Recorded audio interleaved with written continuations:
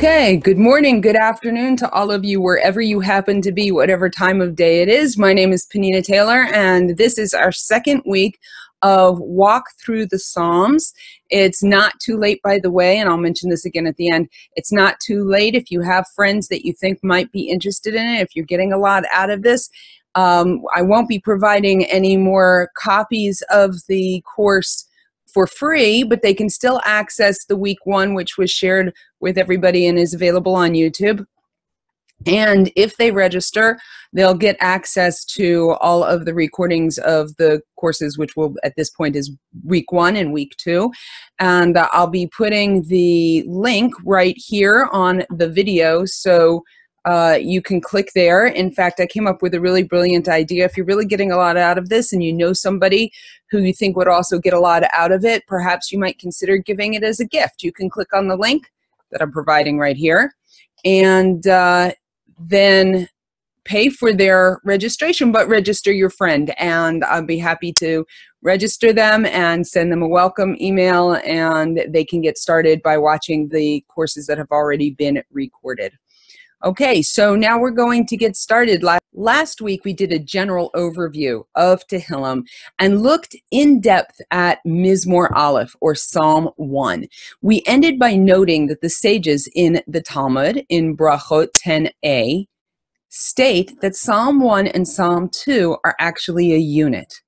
When a composition was particularly dear to David, he opened it with the word Ashrei, and he concluded with Ashrei somewhere in the last phrase of whatever this unit was supposed to be. And as we noted last week, Psalm 1 begins with Ashrei Ha'ish, the praises of a man, and Psalm 2 ends with Ashrei Kol Chosei Bo, praiseworthy were the praises of him who trust in Hashem, in God, in Him. So the Tosafot add that this rule does not only apply to the word Ashrei, but it actually applies to any psalm where the opening statement is similar to the closing one. If it's true that Mizmor Aleph and Mizmor Bet, Psalms 1 and Psalm 2, are to be understood as a unit, their relationship is actually, I think anyway, an intriguing one. The commentators Rashi and the Radak explain that while other metaphorical interpretations can be read into Psalm 2, the simple reading of the text indicates that this psalm refers to a period of time immediately following David's coronation. We find this story in Shmuel Bet, or 2 Samuel chapter 5, verse 17. And it says, when the Philistines heard that they had anointed King David over all Israel, all the Philistines went up to seek out David. And when David heard of it, he went down to basically confront them. It says to the stronghold. So it's widely held that this Mizmor, this psalm, was composed about 7 years after David was anointed by Samuel.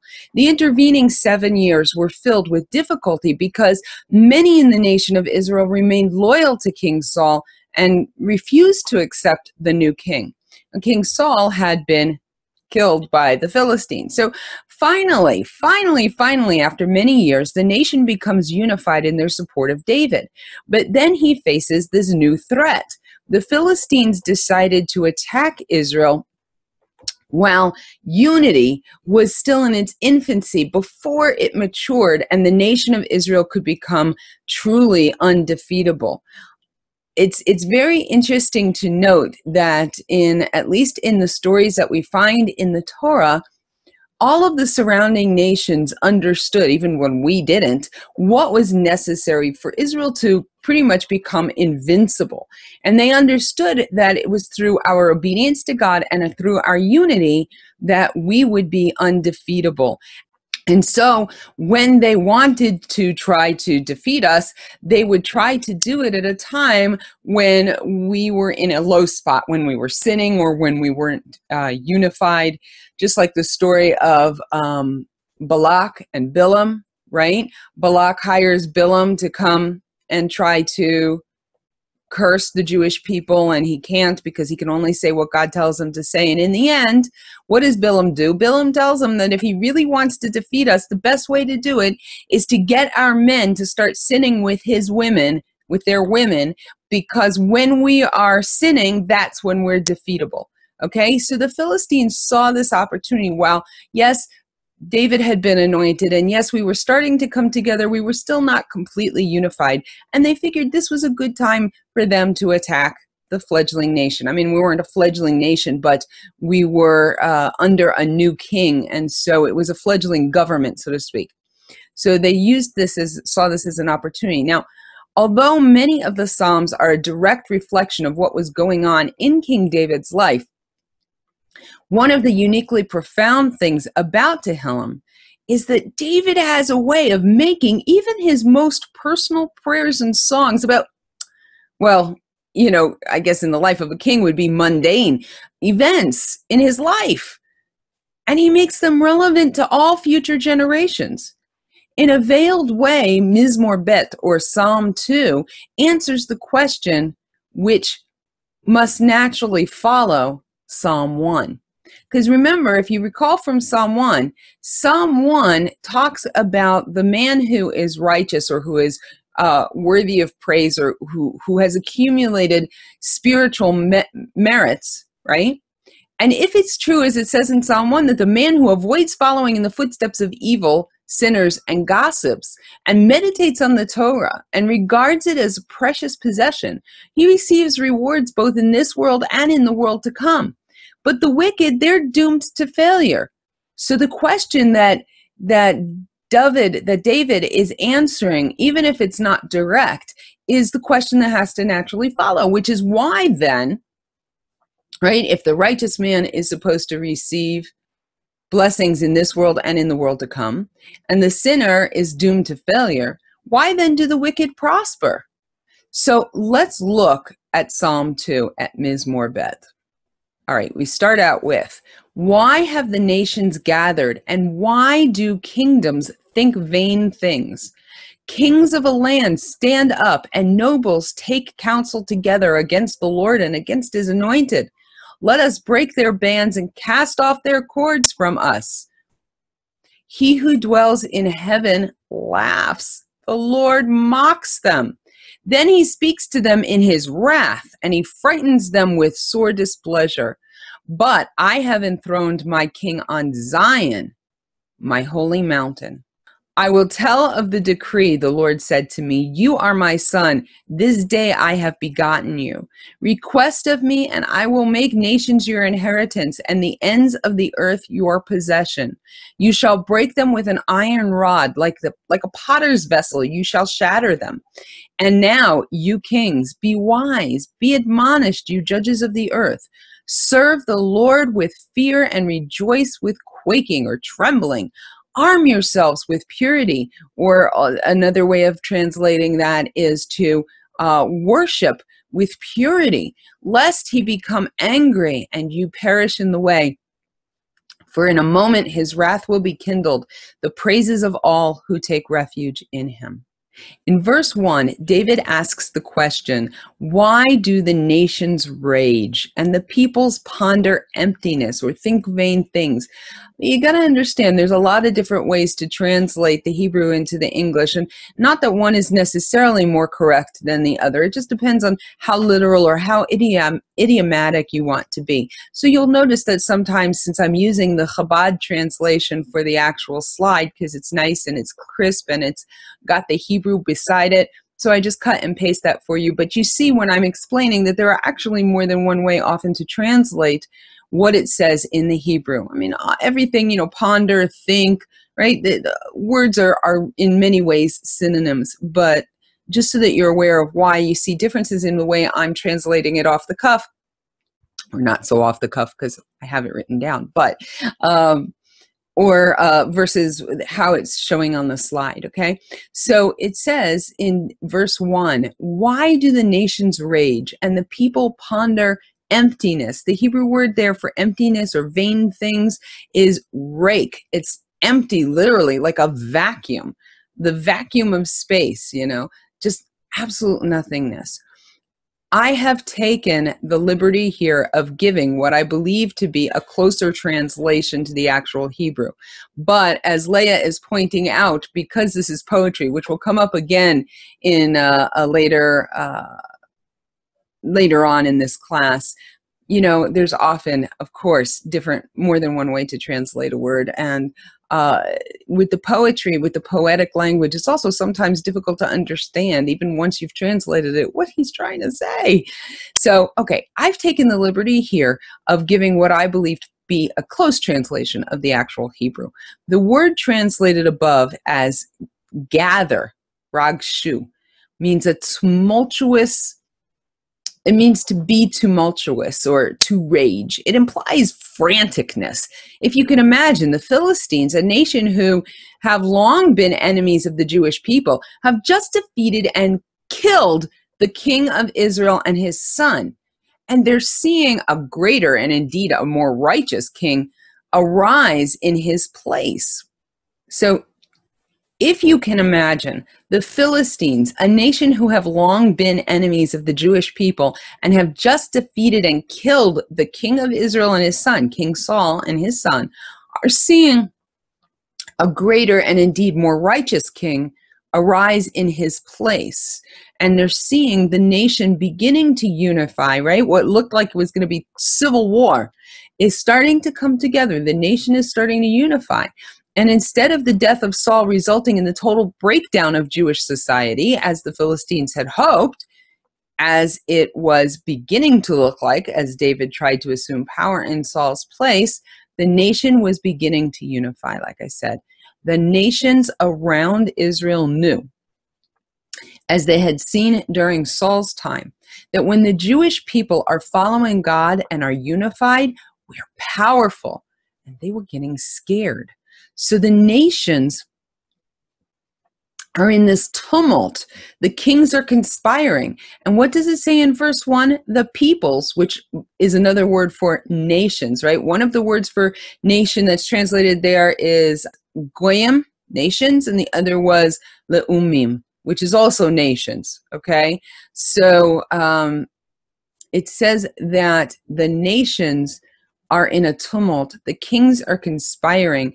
The peoples ponder emptiness or a vacuum. Now, we have an interesting connection here to the previous psalm. In Psalm 1, we learned that the man who is praiseworthy, who receives spiritual reward, and who prospers, who receives reward in this world, is the one who meditates, ponders, or thinks about the Torah day and night, right? But here we see that the nations, the people, leumim, they meditate on, what does it say? Nothing, emptiness. So he's creating this comparison, a vacuum, foolishness. There are loads of synonyms here. And yes, the word for ponder in Psalm 2 is the same word as from Psalm 1, the man who meditates on the Torah. The word here is yegeh, from the root word hagah. It's to imagine, to meditate, to study, to ponder, depending on the context. So here, David is contrasting the activity of the righteous man who meditates on the law day and night, and the people who meditate on, well, emptiness, nothing of value, things of absolutely no value. Verse 2 says, the kings of the earth take their stand, and the lords conspire against God and against his anointed one. It's futile to think that the nations are going to be able to thwart God's will. David was anointed by the prophet Samuel as commanded by God. He knew that this was his calling since he was a youth. Yet the kings and the nobles conspire. They think that they can defeat God. You know, like Pharaoh in Egypt, who said, "Who is this God of Israel? I've never heard of him." And Balak, who tried to buy the prophet Balaam. And there's so many others who thought that they could challenge God's will. And of course, we're here in approximately 2 Samuel, as far as the chronological stuff and what's happening. But we see this even farther out. You know, it's like it never ends. It just keeps going and going and going. These, like Nebuchadnezzar, thinking that he's going to be able to overturn the dream that God gave him. And these arrogant kings who think that somehow this God of Israel is just like the wooden gods that they've seen, that come from their own mythologies and their own religions. Okay, so this God says that's okay. My God is stronger. I'll just do whatever I want. And of course, it doesn't quite work out that way, right? But so David is saying that it's very foolish. It's very ridiculous, futile to think that you're going to be able to take down the king that God decided that he was going to anoint, to try to contradict or controvert God's plan. This is what God wants. So verse 3 continues. Now, it actually implies that the nations, these kings from the previous verse, this is what they're saying. So some of the translations actually say, they say, with a colon and stuff like that. But basically these kings, these lords, these nations, they are saying, let us cut their cords and cast off their ropes. The Torah is often referred to as a yoke, right? The yoke of the law. Much like the yoke of an oxen, the yoke of the Torah serves to keep us focused on the task at hand. Think about what a yoke does, right? You have two oxen. They don't like it. They don't like being in this contraption. But it helps keep them focused. It helps keep them directed. It helps keep them staying on the path and doing the job that they're supposed to do. In the same way, the yoke of the Torah serves to keep us focused and on the task at hand, on living the way that we're supposed to be living and staying on the right path. The yoke serves as a guide, which allows the oxen to do their job without having to worry about which is the correct way to go. It's kind of like an ancient form, if you will, of GPS. But to those without God, without the law, the yoke of the Torah seems like a burden, right? I know a lot of non-observant people, friends of mine, who look at my life and they think, wow, that's so tough that you've got all, of course, all they see is the rules. You've got all these rules you have to follow. They don't understand that it's not a matter of following rules. It's a matter of loving God, just like I love my husband, and I wouldn't do something to displease him because I love him, right? So, like, I don't know, I can't think of an example, doesn't matter. But the Torah and my following the Torah is an expression of my love. It's not just a matter of the rules, but they look from the outside and all they see is this yoke of the Torah, which to them seems like a huge burden. It's something which is restrictive. And here in our psalm, the nations are saying that they're going to come and they're going to attack Israel. And somehow they're trying to justify it by saying that they're going to liberate the Jewish people from their bondage to God and his Torah, and by defeating the king and dismantling the nation. I know of a couple of organizations in Israel who, in some regards, the people who are in it actually have some very noble goals, and yet part of their goal is trying to liberate us poor, ignorant, brainwashed, oppressed Orthodox Jews. And, we're like, hello, that's not what it is at all, but you don't understand that. And so this too, David says, is foolishness. It's empty talk. He knows that it is the yoke of the Torah which gives real freedom. It's like the example often given in parenting classes, right? I'm sure that you've heard this example before. When trying to demonstrate the importance of good boundaries, they say that, and studies have been done to support this, that if children are allowed to play in a schoolyard during recess, and the schoolyard is fenced in on all sides, the children will play to the outer edges of the field because they know where the boundaries are and they don't have to worry about going too far. But put the same children in the same field with no fence, and the children only utilize a small portion of the field because they don't know how far they're allowed to go. They don't know where the boundary is. And when there's no clear boundaries, all sorts of other problems, creep up. In the same way, the yoke of the Torah, which seems to those without God to be a terrible burden from which we need to be freed, is actually a beautiful boundary that gives us the freedom to fully live life within its borders, but fully within its borders, and without which we would be lost and left to our own devices. So the enemies of Israel are conspiring to free the Jewish people by conquering them, and by releasing us from our yoke, from our ropes, right? Setting us free. And what does David respond to such a notion? He says, he who sits in heaven is laughing and mocking them. Then he will speak to them in his anger, and his wrath will frighten them. I myself have anointed my king upon Zion, my holy mountain.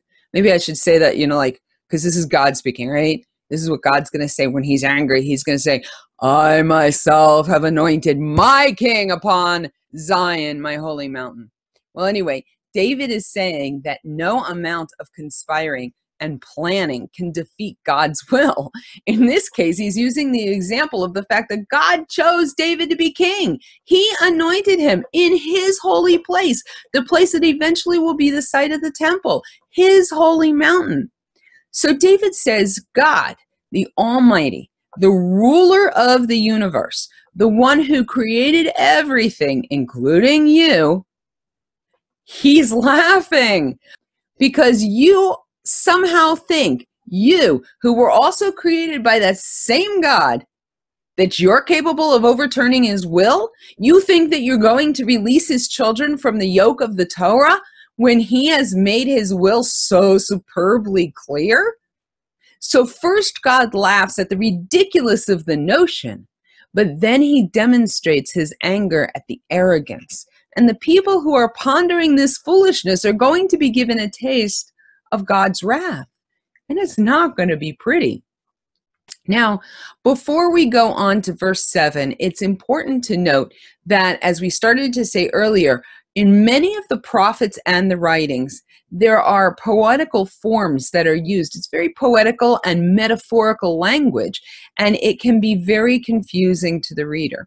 Now, we've already spoken about how we can frequently see in the Tanakh, we can see it move from singular to plural, and sometimes in the same sentence. That also repeats itself in some of the writings and in the prophets, specifically in the prophets. Isaiah does that a lot, okay? Shifting from single to plural when speaking not only the same sentence, but speaking about the same people, Israel. All right. And we talked last week about why it is that God speaks about us as both the plural and the singular, sometimes in the same sentence. Another political form that we frequently see is the sudden changing of the speaker without warning. Okay. Very, very common in the Nach, in the Nevi'im, the prophets, and the Ketuvim, the writings, okay? This is very clear, for example, in Song of Songs, but we see it a lot throughout the prophets, and we also see it here. Unfortunately, this method has led to not only a lot of misunderstanding of what is actually being said. In verse 7, David switches perspective. He moves from God speaking in verse 6. Remember, he said, I myself have anointed my king upon my holy mountain. Okay, that's God speaking. To himself, David speaking. And he says, I am obligated to proclaim. God said to me, you are my son. I have begotten you this day. Ask of me, and I will make the peoples your inheritance, and the end of the earth your possession. God is clearly using the metaphor of inheritance to explain to David that he, God, has indeed chosen him, David, that he has nothing to fear, and that God is with him. In fact, God says to David, you are now my son, literally my inheritor. Whatever I will into your hands will be yours. Remember, he's trying to use the language of inheritance. In fact, in Psalm 50, which is we'll be getting to in a few weeks or months, depending on how fast we go through them, David writes the words of God, saying, "Every beast of the forest is mine, the cattle on 1,000 hills. The world is mine and all it contains." But in order to bequeath a gift of inheritance, one has to draw up a will and proclaim an inheritor. And so here, this is what David is saying God did. God has not only chosen me, but he's given the nations, which are his, into my hands as an inheritance. We will possess them. They are his to give, and I am now his son to receive. And he continues in verse 9. You shall break them, the nations, with a rod of iron, and you shall shatter them like pottery.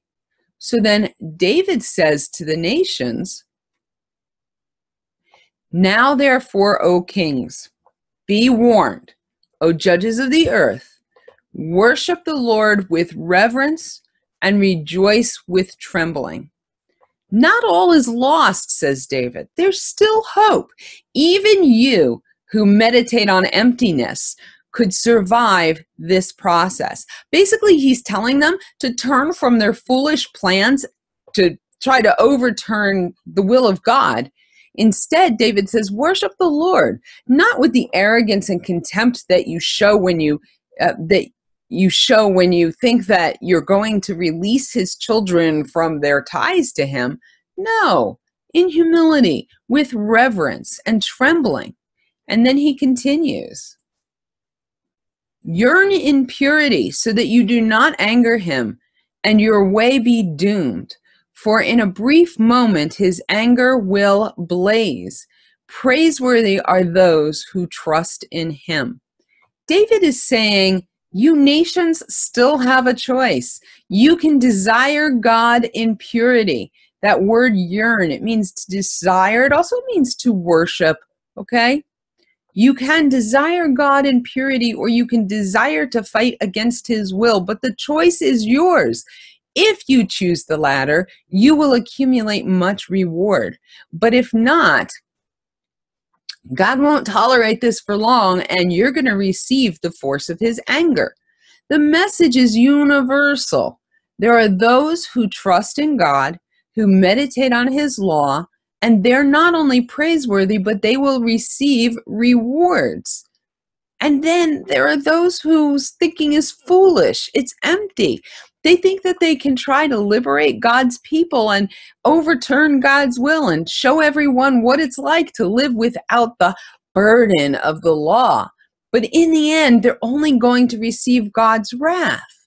However, there is always a chance to do tshuva, to return, to turn things around, to create an honest desire to serve God, because there are rewards for all who trust in God.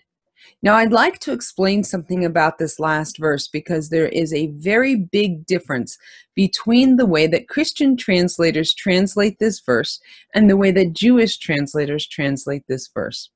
The most common Christian translation for Psalm 2:12, which is this verse that I have up here on the screen, the most common Christian translation says, do homage, worship, or kiss the Son, that he not become angry and you perish in the way, for his wrath may soon be kindled. How blessed are those who take refuge in him. Now, the first word, nashku, which is translated by Christians as worship or kiss, does not necessarily come from the word neshika, a kiss. Okay, now it is, nashika is a kiss in modern Hebrew. And nashku could be the plural command form of to kiss. But it also may be a form of the word tishuka, which means to desire. And indeed, the Mitsudas and Rashi say that this is the correct understanding. But the translation of the first word is not nearly as problematic as the translation of the second word, which is the word bar. So it says nashku bar. Okay, those are the first two words. The Christian translation translates the word bar as sun, rendering the verse as a command to worship the sun. S-O-N, sun. Now, if this was the correct translation, it would refer to David, right? Because several verses back, God proclaims that David is his son because he's speaking in the language of inheritance. I'm going to give you over all of these, basically Philistines, these nations, the local nations who are conspiring against you. All right? So he calls him his son because he needs to give him his inheritance. And then it says that, so if that were the correct translation, then it would clearly be referring to David and not someone else, okay? However, the word bar does not mean son. Now, I know that some of you are saying, but yes, it does. That's where we get the phrase bar mitzvah from, right? A son of the commandment? Yes, bar means son, but it means son in Aramaic, and David is not writing in Aramaic. There are no Aramaic words in the Psalms except for this word bar. He's writing in Hebrew. He's not writing bar as son from the Aramaic. It's like if I said the sentence, Ani rotza letet lecha neshika, okay? I want to give you a kiss, all right? Now, the word letet in Hebrew means to give. Pretty simple, right? But in French, letet means the head. So what if I wanted to translate this sentence, I want to kiss you on the head? Would that be correct? Why not? Well, besides the fact that the grammar would be totally messed up, the first thing you would tell me is I can't translate a French word into a Hebrew sentence and assume this is going to be the correct way to translate it, right? It's ridiculous. It's ludicrous. We have the same problem here. There is no Aramaic in the Psalm. David never writes in Aramaic. He writes in Hebrew.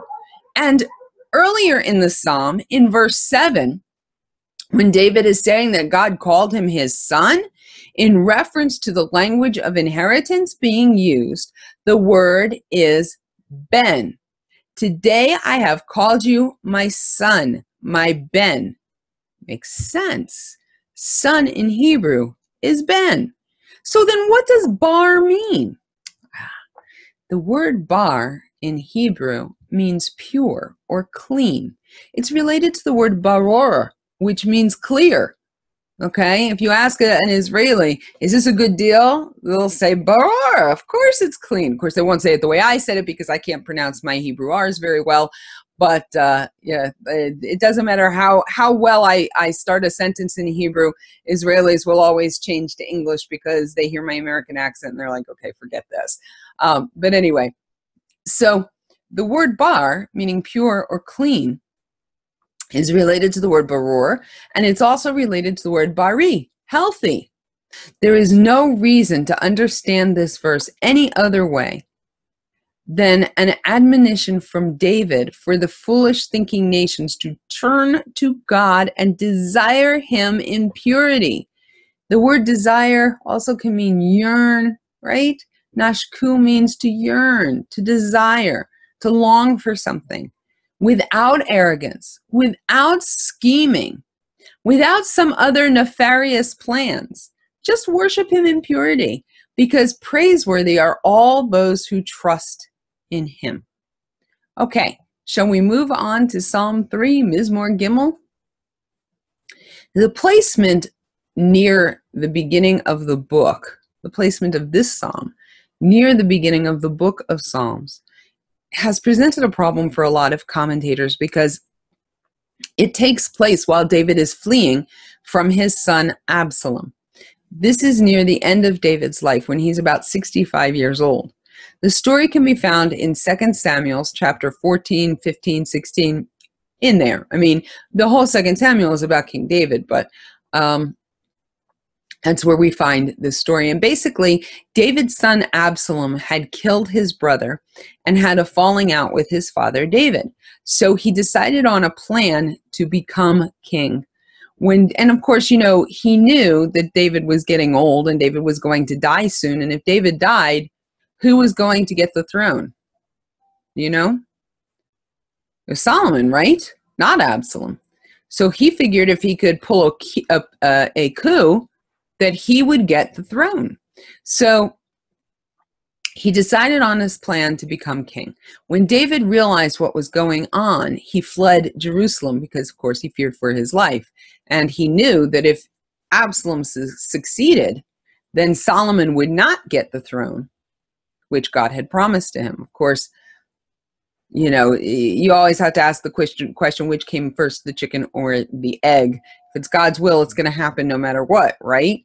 But, you know, then you have to ask, well, was this part of God's will? Is that part of God? You know, but anyway, the point is that we still have a lesson that we can learn from this and from many of the other examples throughout the Tanakh and the Torah, where righteous people seem to be doing things that you're like, why didn't they just let God do what he was going to do? And, you know, sometimes we have a phrase in Judaism. We say, you've got to do your hishtadlut. You have to do your part, and then God will make it happen. We still have to put out the effort towards accomplishing what's supposed to happen.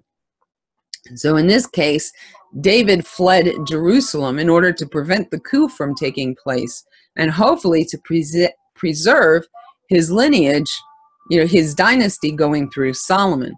So this is when the psalm was written.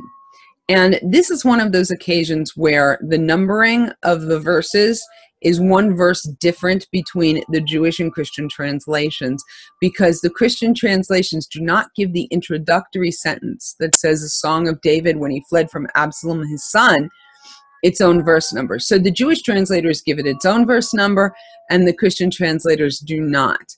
And so therefore the Christian translations put verse 1 and verse 2 together, okay? So that means that the Jewish translation is going to have one more verse than the Christian translation, okay? However, this rectifies itself and does in most cases at the end of the chapter, because when you get to the next one, we start over again with 1. Now, in the case of going from Psalm 3 to Psalm 4, what's going to happen is Psalm 4 also has an introductory sentence, so you're going to end up with the same thing. The Jewish translation gives the introductory sentence its own number. So for the Christian translations, Psalm 3 and Psalm 4 each have one more verse. Okay? Well, let's look at the psalm. A song of David when he fled from Absalom his son. O Lord, how many have my adversaries become? Great men rise up against me. Great men say concerning my soul, he has no salvation in God to eternity. But you, O Lord, are a shield about me, my glory, and he who raises up my head. With my voice I called to the Lord. He answered me from his holy mount to eternity. I lay down and slept. I awoke, for the Lord will support me. I will not fear 10,000s of people who have set themselves against me all around. Arise, O Lord, save me, my God, for you have struck all my enemies on the cheek. You have broke the teeth of the wicked. It is incumbent upon the Lord to save, and it is incumbent upon your people to bless you forever. Now, given the background of this psalm, it is clear as to why it is primarily a prayer for victory against his son Absalom's huge army. His son, which really has now become his enemy.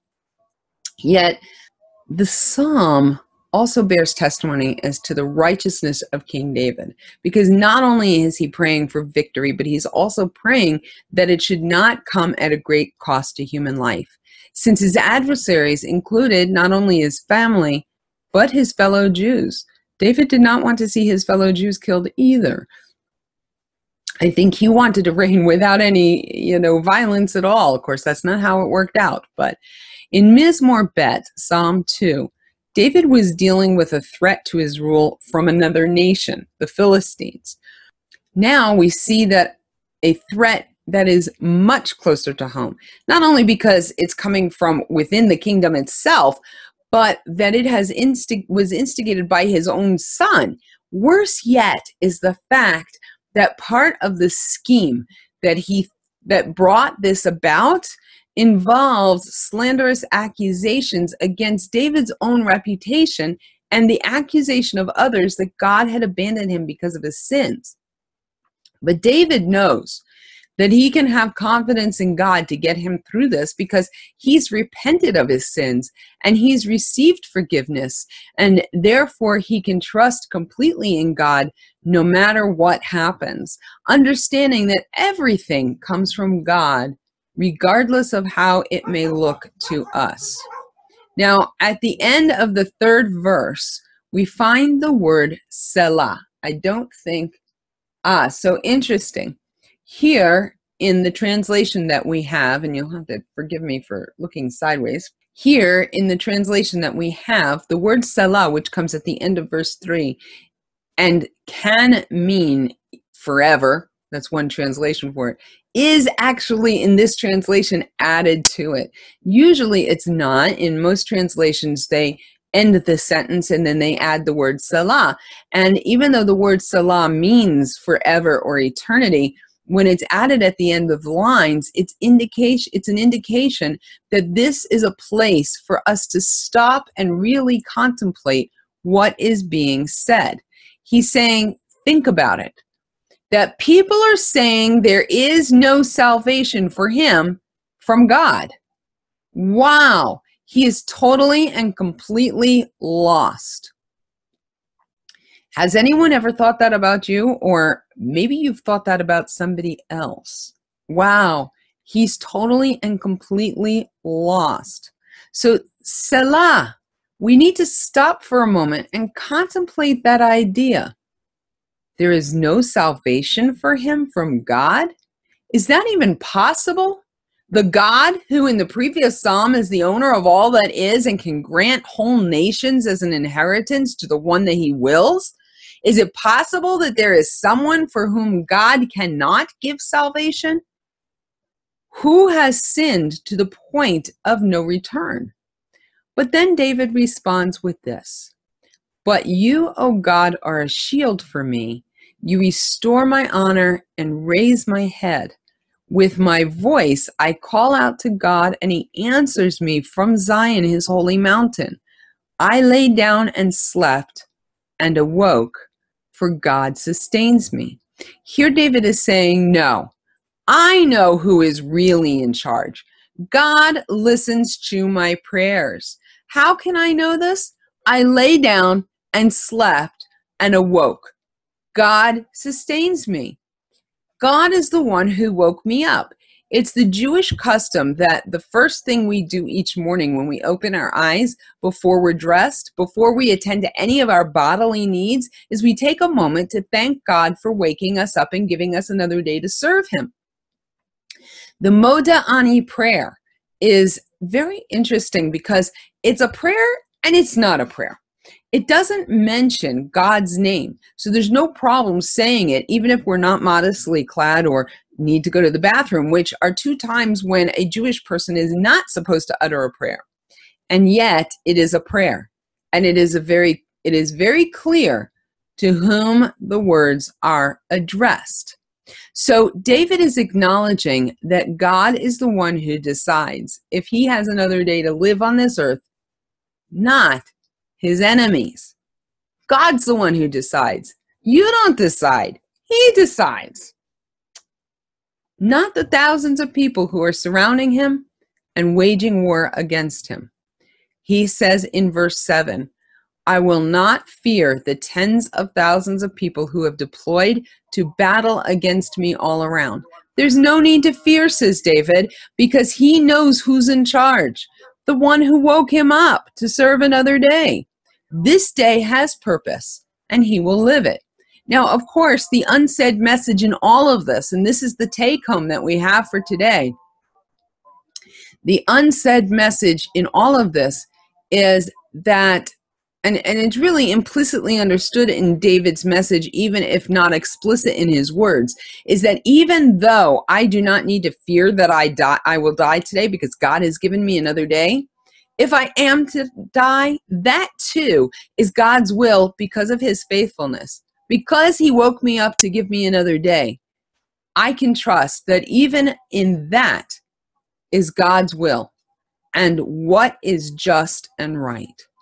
Now, verses 8 and 9 are one last final plea for God's physical salvation.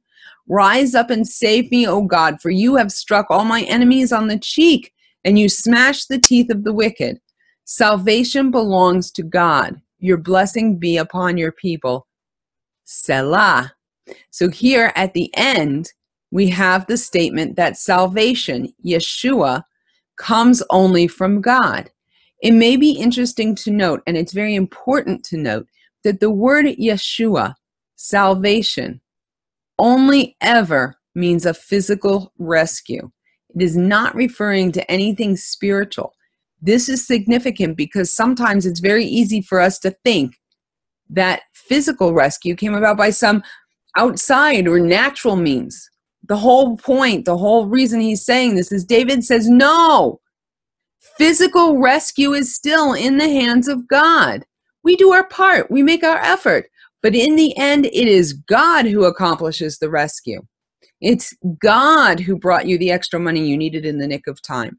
It's God who did these things. In fact, it's very interesting if you read in the book of Hosea, when God is speaking about his relationship with the Jewish people, and he's kind of